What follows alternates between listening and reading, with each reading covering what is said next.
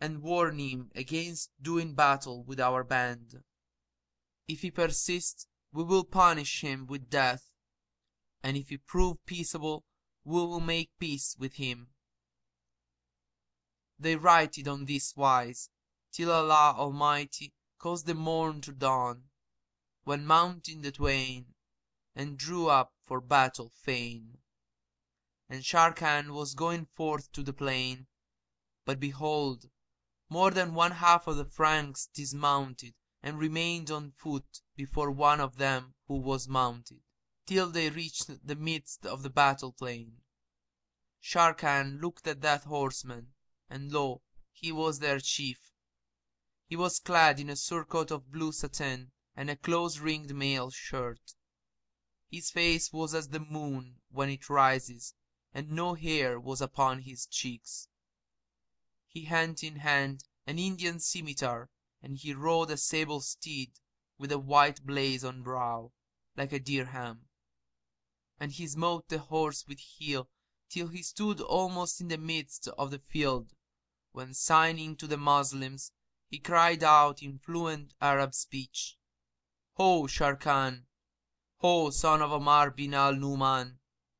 Ho, thou who forcest fortalice, and overthrowest cities and countries! Up and out to battle bout, and blade single-handed wield, with one who halves with thee the field.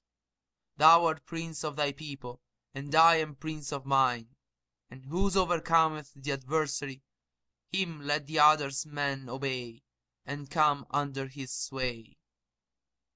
Hardly had he ended his speech, when out came Sharrkan with a heart full of fury, and urging his steeds into the midst of the field, closed like a raging lion with the Franks, who encountered him with wariness and steadfastness, and met him with a meeting of warriors.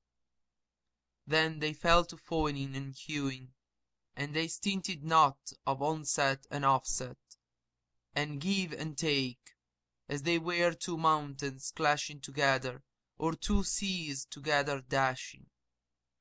Nor did they cease fighting until day darkened, and night starkened. Then they drew apart, and each returned to his own party. But as soon as Sharrkan foregathered with his comrades, he said, "Never looked I on the like of this cavalier. He hath one quality I have not yet seen in any, and this it is that, when his foeman uncovereth a place for a death blow, he reverseth his weapon, and smiteth with a lance heel.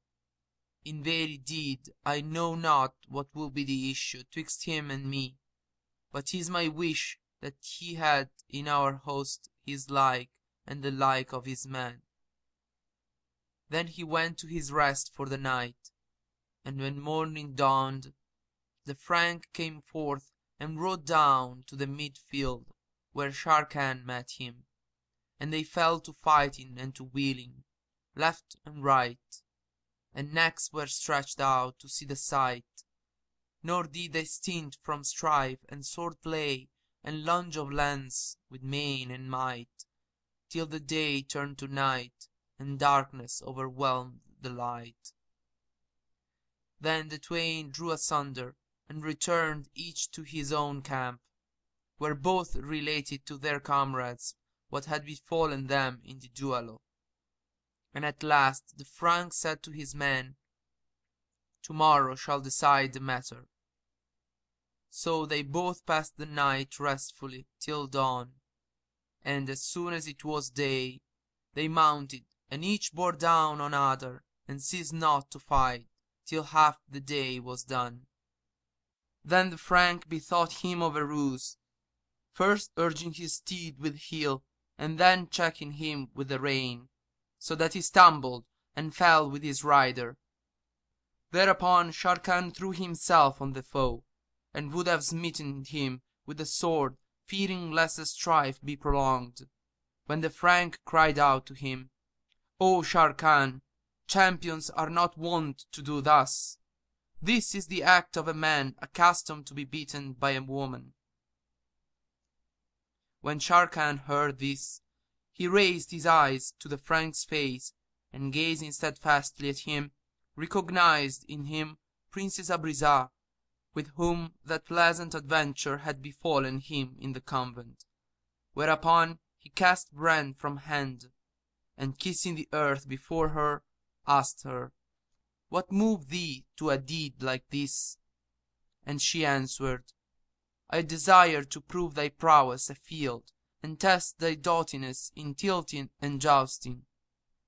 These that are with me are my handmaids, and they are all clean maids, yet they have vanquished thy horsemen in fair press and stress of plain, and had not my steed stumbled with me, thou shouldst have seen my might and prowess in combat."